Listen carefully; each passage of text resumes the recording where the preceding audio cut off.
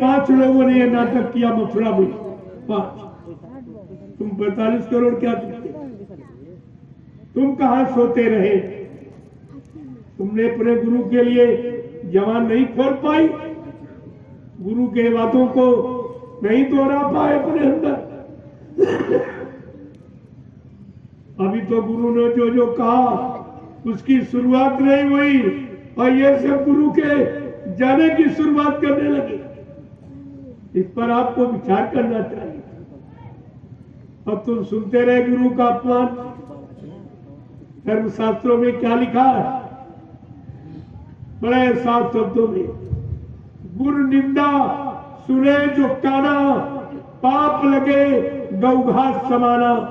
जो गुरु की निंदा अपने कानों से सुनते उनको गौ हत्या के बराबर पाप लगता। ये तो पाप तुम सबने कर डाला। इसकी क्षमा याचना कहां करो? किससे करोगे? कौन ये पाप तुम्हारा माफ करेगा? बगैर सोचे समझे, बिना विचारे जो करे सो पाछे पछताए। काम बिगाड़े अपनो जग में हो जाता है। आज सारा जग हंस रहा, गुरु को भी गाली दे रहा, तुमको भी गाली। ये शिष्य भी झूठे, गुरु भी झूठे। तुमने जब से ये प्रचार किया कि बाबा जी चले गए, ये भारत की जनता ने सुना तो सब गाली दे कि गुरु भी झूठा और चेला भी झूठा। सब झूठा प्रचार करते रहे, झूठा प्रचार करवाते रहे।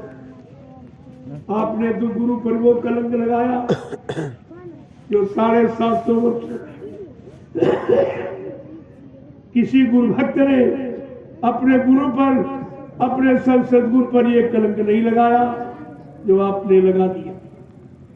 इसकी काली कहां धो गया? ये मुंह कहां दिखाओगे?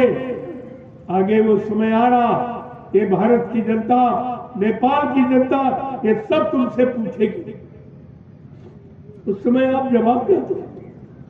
मैं तो आपसे ये पूछ लिया जो आपने कहा है कि विश्व को सुख शांति जय गुरुदेव नाम से मिलेगी और विश्व को सच्ची सुख शांति बाबा जी से मिलेगी। आपने ये प्रचार किया, अब तुम ही कह रहे हो बाबा जी मर के चले गए। ये जनता क्या कहेगी? झूठा प्रचार किया, तुम्हारा गुरु भी झूठा, तुम भी झूठा। तुमने गुरु का अपमान किया, तुम क्या बच जाओगे? अगर गुरु झूठा हो गया तुम सब चेले झूठे माने जाओ। तुम्हारी कोई बात पर विश्वास नहीं करेगा।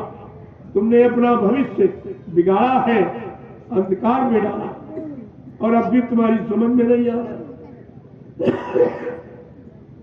एक बार ये समझने का आपको मौका मिला है, अब भी आप न समझे तो फिर तुम जानो तुम्हारा काम जानो। आप ये नहीं कर सकते हो कि हमको किसी ने बताया नहीं।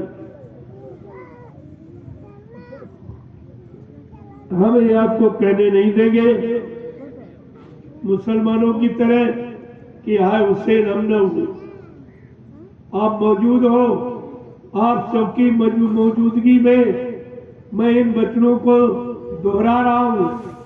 तो समृद्ध दाता सदगुरु दयाल ने फरमाए उन वचनों की पुनरावृत्ति की जाती। अगर अब भी नहीं जान पाए, समझ पाए, तो फिर तुम्हारे पास बचने का कोई समय नहीं।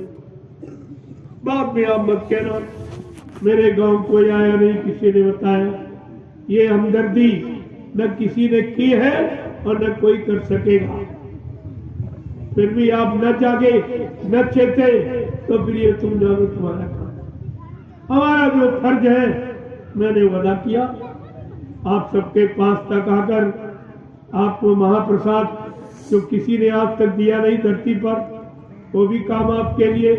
अगर आपसे हमदर्दी नहीं, आपको अपना नहीं, अपने गुरु परिवार का नहीं माना, तो फिर ये क्यों आया?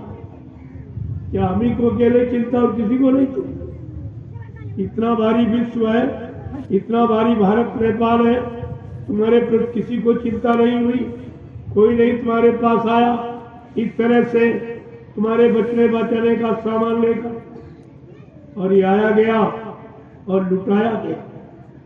वो भी नहीं कोई बदले की भावना रखी हो कि बदले में हमको कुछ मिले, नहीं। मुफ्त लुटाया, और इतना कोई लुटा ही नहीं सकता, ये भी आपने देखा। और नित्य लुट रहा, प्रसाद नित्य लुटाया था। यही सच्ची पहचान है कि प्रसाद कोई बना नहीं सकता। जो दो लोग जय गुरुदेव झंडा लिए हैं, उनसे कहो अगर तुम्हारी बात सच्ची की बाबा जी चले गए तो झंडा गाड़ कर एक प्रेतात्मा को उतार के दिखा दो, या एक बीमारी लोगों की कम कर दो, मैं तुम्हारी बात मान लूंगा। और नहीं तो पछता के आंसू गिरा के तुमको इस जय गुरुदेव प्रभु नाम झंडे के नीचे एक दिन आना ही पड़ेगा। इससे आप बच नहीं सकते। कोई रास्ता, कोई जगह तुम्हारे बचने की अब कहीं नहीं, कहीं चले जाओ, पूरा हिंदुस्तान घूम लो, पूरा नेपाल, तुम्हारे बचने बचाने का सामान अब किसी के, वही बचने, तुम्हें क्या बचाएंगे? पहले वही बचले, तुम्हें क्या बचाएंगे? इसलिए सत्य कभी पराजित नहीं होता है। सत्य की पहचान बराबर बताई जाती, और न मानो तो फिर तुम जानो, तुम्हारा काम जानो। ये तो आप नहीं कहोगे भाई किसी ने बताया नहीं था, और ये कराया जा रहा, बताया ही नहीं, लाभ भी दिया जा रहा। केवल बताने सुनाने तक सीमित नहीं है, आपको लाभ भी दिया जा रहा। और बार बार आपसे यही कहा जा रहा कि आओ प्यारे